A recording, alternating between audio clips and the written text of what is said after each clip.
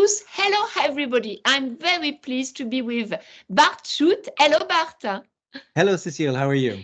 I'm very pleased because you are American, but you work in France, and I let you introduce yourself. Very good. Very good. So, yes, I'm American. I work in France. I came over here in 1986. I started working for Accenture in the US. At that time, it was Arthur Andersen in 1982, and decided to see the world within Accenture and transferred to Paris, where we were doing the most interesting work. Since then, I left the career of consulting in 2003 and joined Saint-Gobain because as a partner, I was spending all my time selling and I like doing. And so I wanted to be somewhere where I could see the results of my projects. And after 8 years leading a group within our IT organization, our talent leader asked me to come into the learning organization to bring more digital technology into what we were doing. So that was 2011. You remember back then, we were just really scratching the surface on what was e-learning. And we have come a very, very long way since then. Now, since 2018, I'm responsible for a segment of the learning that we offer at the group level, because we have trainers and learning organizations throughout the company. I'm responsible for our learning programs that support our digital transformation initiatives. And so that really means data. Data has been the big factor since 2018. But over the last year and a half, generative AI has become really important. Thank you so much for this introduction. You are very well known in learning, and that's why I like to know how do you customize Gen AI program for all the world for Saint-Gobain and for, I think, your employee, engineer and not engineer.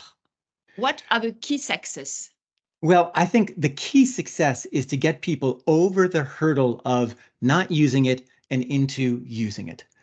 I'm not a big fan of, top-down brainstorming sessions looking for the big killer app that's going to, make a lot of money, especially in Gen AI, where I really think it's all about the small incremental benefits that all of us can gain.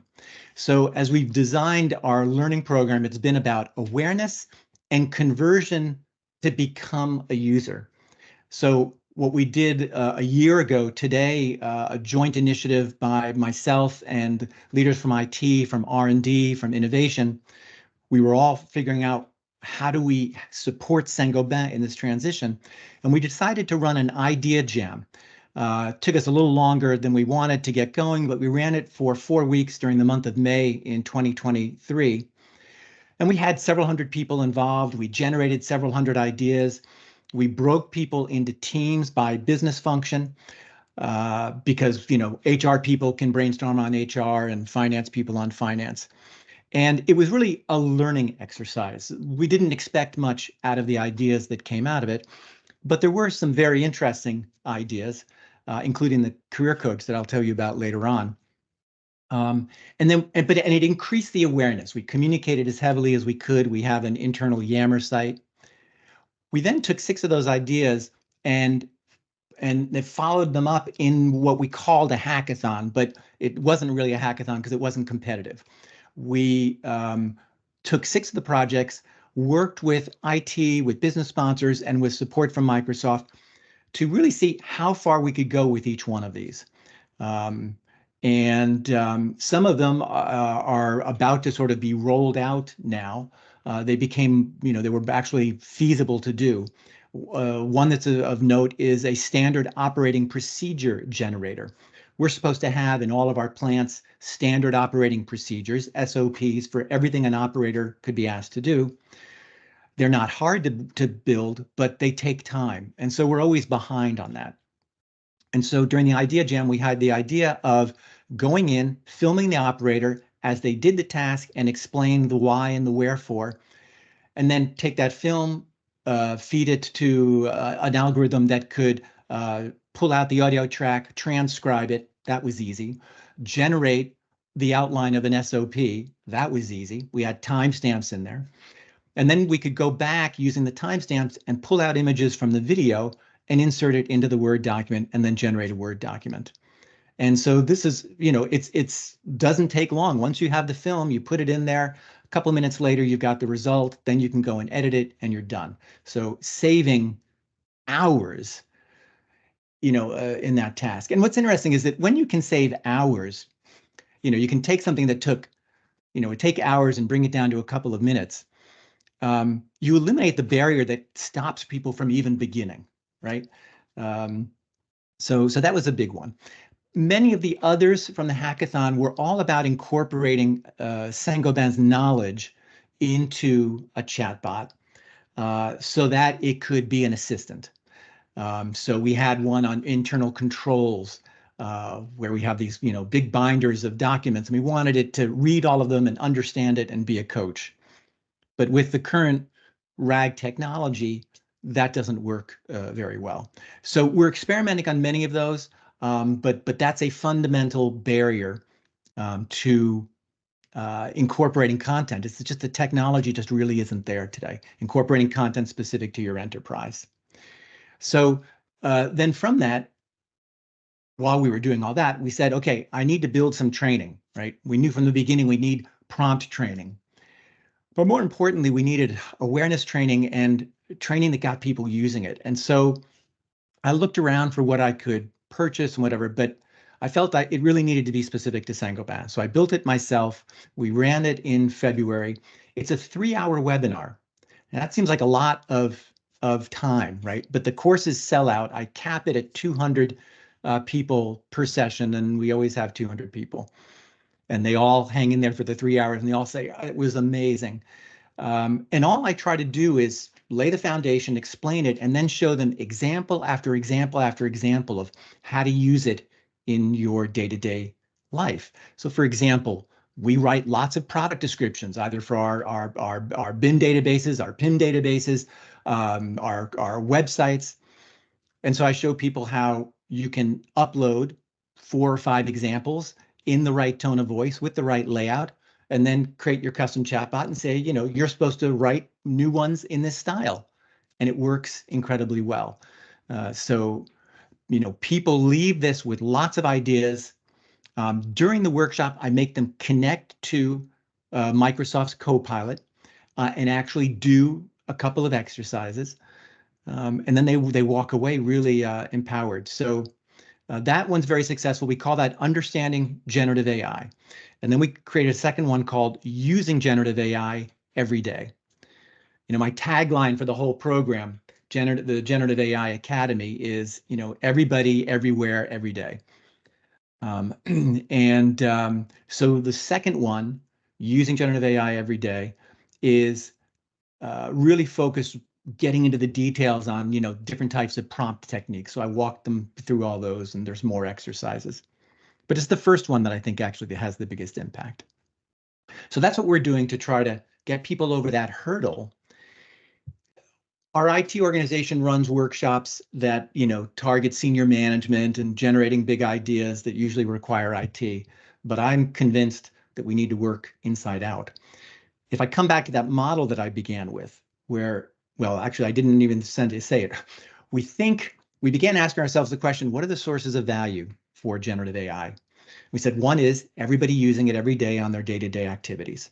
The second, when your users are more mature, is redesigning formally your business processes to integrate the use of Gen AI in those processes. It requires people familiar with Gen AI, comfortable with it, and who also know the process. And then the third is creating new business opportunities for your internal customers, for your external customers that simply weren't possible before. So my training targets the first one. The second area, reshaping your business, we're building a workshop that we actually are going to start piloting in 2 weeks that we offer to the businesses, where we go through with them and we pick one process, we map it out together in a brainstorming session, and then we go through and we look at all the activities within each one of those steps, and we say, how can Gen AI augment the person doing the task or replace the person doing the task? And we try to do that systematically. We design a new process flow. They go away for a month, try to execute that process, come back for the second workshop, we collect feedback, change the process, and then we do another process. And we're trying to create an ongoing process that they can take on themselves after 2 or 3 times with us helping them. And so trying to help the businesses get to that next level. And then the third one, I tell people these are really just going to be byproducts of your thinking and of your conversations. As you use it every day, as you try to reshape your business, you're going to come up with ideas of how to create a chatbot that allows your function to do stuff, to offer things to your internal customers that you simply couldn't do before. I can keep going. Do you want me to just keep talking, Wow. Cecile, or do you want No, me to? it's very interesting because you explain 3 steps, if I understand. The first one is the awareness. So with a lot of learning and how to prompt and how to use the tools. The second step is reshaping new process, and you imagine the process and what kind of task can be replaced by the Gen AI, or what can we do with, and so it's the second step. And the third one is to create new tools, and you have a very good example. Perhaps you can share more in the details. If it is your career chatbot, your career coach, what is it exactly and what's for? Okay, so when we did the idea jam, surprisingly, many of the ideas that we came up with were these specialized chatbots. They were not sort of ordinary everyday use cases. And one of them was this career coach. We have so many young people who are struggling to figure out, what could I possibly do with all the skills that I learned at university? I only know what mom and dad did, and what the neighbors have done. And we're all lacking that, and lacking that perspective. And so I decided that we could create a chatbot, a career coach, who could advise anybody on any aspect of their career. Young people, interns who are trying to figure out what direction do they want to take, people early in their career who are trying to decide, do they want to become a specialist in one area, or do they want to become a generalist and move across the organization? Or people who are older, who are looking to prepare their retirement, and they don't want to exit the workplace brutally. And so we created this career coach chatbot who can do all of that. And so far, the results are really impressive. Now, one of the interesting things about these chatbots is that they reverse the relationship that the user has with Gen AI. When you go to ChatGPT, you're asking the questions, it's giving you an answer, right? Here, you come in and the chatbot says, "Hi, I'm your friendly chatbot, completely confidential. You can tell me anything. Type hello, and then we'll begin." And so the person types hello, and then the chatbot is now in control and guides the conversation. And it starts off by saying, "Tell me a little bit about yourself, and why you want to, what you're currently doing and what you want help with." And it encourages them to upload their CV so that the career coach has that background. So it begins that way. And so we're reversing the relationship. And therefore, when we write the prompt, it's not so much about, in the back office, about saying, what do we want you to do? It's more about really controlling the flow, the interaction, getting it to ask one question at a time, like a real person, rather than what ChatGPT does all the time is, "I see 5 interesting questions," and it asks you them all at the same time. The other thing was getting it to actually be interested in what you were doing. So for example, and what you were saying, as opposed to just being a robot. So for example, when the user loads their CV, I told it, look for the CV and find no more than, 2 or 3 things that you think are particularly interesting or noteworthy and that you want to explore further. The same way a good coach or a good recruiter would do. And then I say, ask no more than 2 questions about each one. And so it says, here's your CV. Here's what I understood from it. Did I understand that correctly? Yes. And then it says, so here are 3 things that I found interesting. Can I ask you more questions about them? And then, it goes on and on and on. Now, one of the key things is, as the user, you have to stop thinking you're interacting with a computer and just putting in short answers, like you would put into Google search. Like with a real coach, the more you put in, the better the answers are that it gives you. So doing a single test of like anywhere between 15 and 30 exchanges with it takes a half an hour or more. So it's really hard to test these things.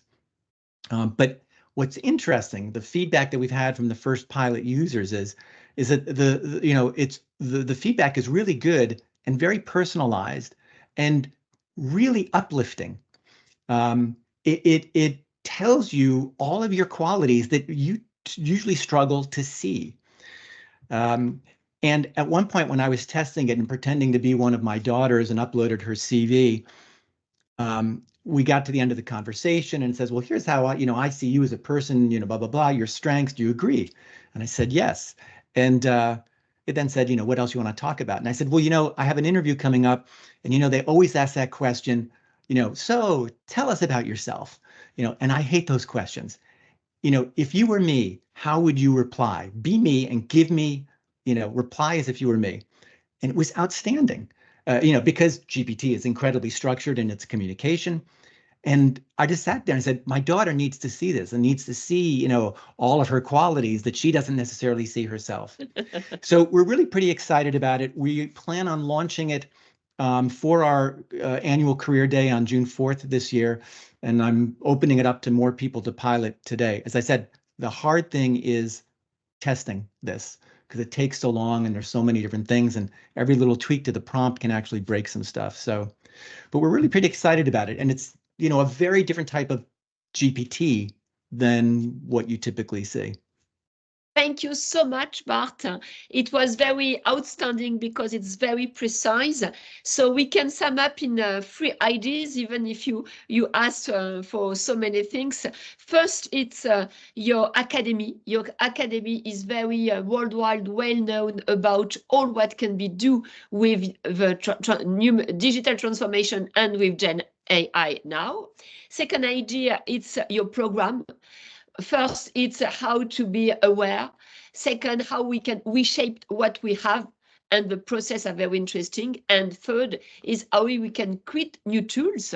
And the third idea, it's about your experimentation, about your career coach, because you explain it changed all the roles, because it's not you ask ChatGPT something, or your career coach, but it's your career coach can explain to you how you can present yourself and be more confident to push some argument. And it's very interesting that now we have at the very high level of personalized coach, and it's all what we hope with all these Gen AI tools. Thank you so much for sharing, and congrats for all this very nice university. Bye-bye. Bye-bye. My pleasure. Thanks, Cecile. Thank you.